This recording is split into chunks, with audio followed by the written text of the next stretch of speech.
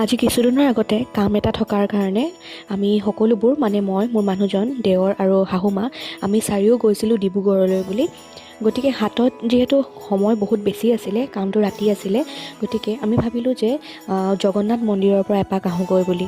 আৰু জগন্নাথ মন্দিৰত যিহেতু ৰাতিৰ পৰিৱেশটো বহুত বেছি ভাল লাগে, লাইট চবফালে যিহেতু জ্বলি থাকে, গতিকে আমি জগন্নাথ মন্দিৰলৈ বুলি গ'লোঁ।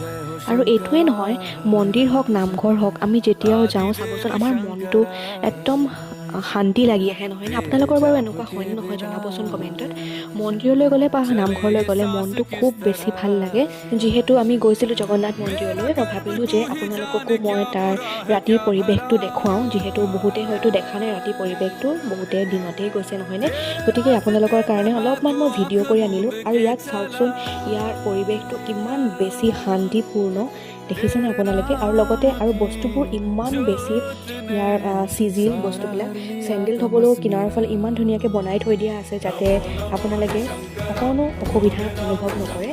আপোনালোকৰ যদি মনত কেতিয়াবাও কিবা অশান্তি অনুভৱ কৰে বা কিবাও প্ৰব্লেম আপোনালোকে যেতিয়া ফিল কৰে, আপোনালোকে চকুকেইটা বন্ধ কৰি ভগৱানক সকলোবোৰ কথা খুলি ক'বচোন। চাবচোন মনটো কিমান বেছি ভাল লাগে। ভগৱানেতো সকলোবোৰ জানেই, কিন্তু হ'লেও ভগৱানৰ আগত সকলোবোৰ কথা যেতিয়া আমি খুলি কওঁ, মনটো কিবা পাতল অনুভৱ হয়। সকলো মানুহে জীৱনত কিবা নহয় কিবা সৰু ডাঙৰ প্ৰব্লেম ঘটিয়ে থাকে, নহয়নে? গতিকে আপোনালোকে নিজৰ মনৰ যোনবোৰ চলি থাকে সেইবোৰ চাবচোন, ভগৱানৰ আগত ক'লে বহুত বেছি ভাল অনুভৱ কৰিব। ময়ো তেনেকুৱাই কৰোঁ। বাৰু যি কি নহওক, এতিয়া উভতি আহোঁ ভিডিঅ'টোলৈ। মই ভিডিঅ'টো আপোনালোকক জগন্নাথ মন্দিৰৰ পূৰা চাৰিওফালৰ পৰিৱেশটো দেখুৱাই দিছোঁ অলপমান ভিডিঅ'টোৰ যোগেদি।